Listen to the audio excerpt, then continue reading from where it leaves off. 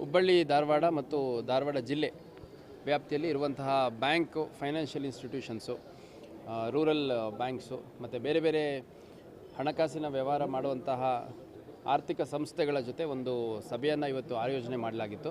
ಸುಮಾರು 2 ಗಂಟೆಗಳ ಕಾಲ ನಡೆದಂಥ ಈ ಒಂದು ಸಮಾಲೋಚನಾ ಸಭೆಯಲ್ಲಿ ಬ್ಯಾಂಕ್ಗಳಿರ್ಬೋದು, ಕರೆನ್ಸಿ ಚೆಸ್ಟ್ ಇರ್ಬೋದು, ATM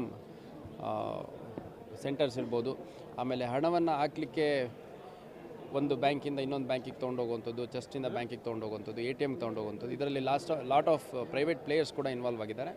ಅವರೆಲ್ಲರದ್ದು ಸೇರಿದಂತೆ ಒಂದು ಸಭೆಯನ್ನು ಮಾಡಿಬಿಟ್ಟು ಸುರಕ್ಷಿತವಾಗಿ ಹಣವನ್ನು ಟ್ರಾನ್ಸ್ಪೋರ್ಟ್ ಮಾಡುವಂಥದ್ದು ಮತ್ತು ಹೋಲ್ಡ್ ಮಾಡುವಂಥದ್ದು, ಅದಕ್ಕೆ ಏನೇನು ಮುಂಜಾಗ್ರತಾ ಕ್ರಮಗಳನ್ನ ಕೈಗೊಳ್ಳಲಾಗಿದೆ ಅನ್ನೋದ್ರ ಬಗ್ಗೆ ಒಂದು ಆಡಿಟ್ ರೀತಿಯಲ್ಲಿ ಸೆಕ್ಯೂರಿಟಿ ಆಡಿಟ್ ರೀತಿಯಲ್ಲಿ ಮಾಡಲಾಯಿತು. ಸೊ ಈ ಸಂದರ್ಭದಲ್ಲಿ ಸುಮಾರು 250ಕ್ಕೂ ಹೆಚ್ಚು ಬ್ಯಾಂಕ್ ಮತ್ತು ಫೈನಾನ್ಷಿಯಲ್ ಇನ್ಸ್ಟಿಟ್ಯೂಷನ್ಸಿಂದ ಬ್ಯಾಂಕ್ ಅಫಿಷಿಯಲ್ಸು ಮತ್ತು ಈ ಪ್ರೈವೇಟ್ ಪ್ಲೇಯರ್ಸ್ ಯಾರ್ಯಾರಿದ್ದಾರೆ ಅವರೆಲ್ಲ ಬಂದಿದ್ದರು. ಅವ್ರಿಗೆ RBI ಗೈಡ್ಲೈನ್ಸ್ ಪ್ರಕಾರ ಏನೆಲ್ಲ ನಿಯಮಗಳನ್ನು ತಗೋಬೇಕು, ಫಾಲೋ ಮಾಡಬೇಕು ಅನ್ನೋಂಥದ್ದನ್ನು ಸೂಚನೆ ನೀಡಲಾಗಿದೆ.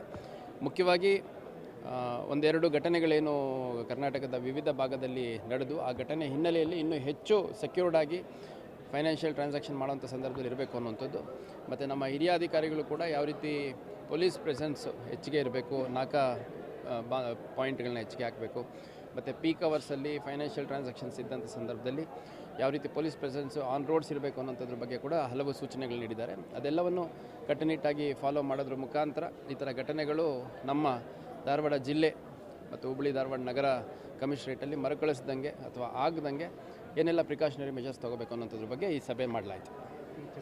ಪೊಲೀಸ್ ಆಫೀಸರ್ಸ್ ಎವ್ರಿ ಲಿಮಿಟ್ಸಲ್ಲಿ ಅದನ್ನು ಕಂಪ್ಲೇಂಟ್ಸ್ ರಿಪೋರ್ಟ್ ತಗೋಬೇಕು ಬ್ಯಾಂಕ್ಸ್ಗಳ ಕಡೆಯಿಂದ ಅಂತ ಅವ್ರೇನು ಫಿಸಿಕಲಿ ವೆರಿಫಿಕೇಷನ್ ಮಾಡಬೇಕಾಗಿದೆ ಸರ್. ಈಗ ನೋಡಿ, ನಾವು ಲೀಡ್ ಬ್ಯಾಂಕ್ ಮ್ಯಾನೇಜರ್ ಯಾರಿದ್ದಾರೆ ನಮ್ಮ ಬ್ಯಾಂಕ್ ಆಫ್ ಬರೋಡಾದವರು, ಸೊ ಅವ್ರ ಜೊತೆ ನಿರಂತರವಾಗಿ ನಾವು ಕಾಂಟ್ಯಾಕ್ಟಲ್ಲಿ ಇರ್ತೀವಿ. ಮತ್ತು ಈ ಘಟನೆಗಳ ಹಿನ್ನೆಲೆಯಲ್ಲಿ ಫ್ರೈಡೇ ಮತ್ತು ಸ್ಯಾಟರ್ಡೇ 2 ದಿನ ನಮ್ಮ ಠಾಣಾವಾರು ಸಭೆಗಳನ್ನು ಕೂಡ ಮಾಡಿದ್ದಾರೆ ಅವ್ರವ್ರ ವ್ಯಾಪ್ತಿಲಿರುವಂಥದ್ದು. ಸೊ ಅಲ್ಲಿ ಸಾಕಷ್ಟು ಇನ್ನೂ ಪೂರಕವಾದ ತಯಾರಿ ಬ್ಯಾಂಕ್ಗಳು ಕೂಡ ಮಾಡ್ಕೊಳ್ಳೋಂಥ ಅವಶ್ಯಕತೆ ಇದೆ. ಅದ್ರ ಜೊತೆಗೆ ಈ ಪ್ರೈವೇಟ್ ಎಸ್ಟಾಬ್ಲಿಷ್ಮೆಂಟ್ಸ್ ಏನು ಒಂದು ಕಡೆಯಿಂದ ಇನ್ನೊಂದು ಕಡೆ ಹಣ ಟ್ರಾನ್ಸ್ಪೋರ್ಟ್ ಮಾಡ್ತಾರೆ, ಅವರು ಕೂಡ ಇನ್ನೂ ಹೆಚ್ಚು ಕೇರ್ಫುಲ್ಲಾಗಿ ಹೋಗುವಂಥದ್ದು, ವಿತ್ ಡ್ಯೂ ಪ್ರಾಪರ್ ಸೆಕ್ಯೂರಿಟಿ ಹೋಗುವಂಥದ್ದು. ಮತ್ತು ಕೆಲವು ಬ್ಯಾಂಕ್ಗಳಲ್ಲಿ ಇಂಟರ್ನಲ್ ಟ್ರಾನ್ಸಾಕ್ಷನ್ಸ್ ಆಫ್ ಮನಿ ಆಗುವಂಥದ್ರ ರಿಲೇಟೆಡ್ ಕೆಲವು ಸಮಸ್ಯೆಗಳಿದೆ. ಅಂದರೆ ಇವಾಗ up to 10 lakhs and above ಇದ್ದರೆ ಮಾತ್ರ ಗಾಡಿಗಳಲ್ಲಿ ಹೋಗಬೇಕು ಅನ್ನೋಂಥದ್ದಿದೆ. ಅದಕ್ಕಿಂತ ಕಮ್ಮಿ ಇದ್ದರೆ ಅಫಿಷಿಯಲ್ಸೇ ತೊಗೊಂಡು ಹೋಗುವಂಥದ್ದು, ಕೆಲವು ಸಾರಿ ಬೈಕ್ಗಳಲ್ಲಿ ಟ್ರಾನ್ಸ್ಪೋರ್ಟೇಷನ್ ಆಗ್ತಾ ಇರುವಂಥದ್ದು, ಈ ಥರದ್ದೆಲ್ಲ ಲ್ಯಾಪ್ಸಸ್ ಇದೆ.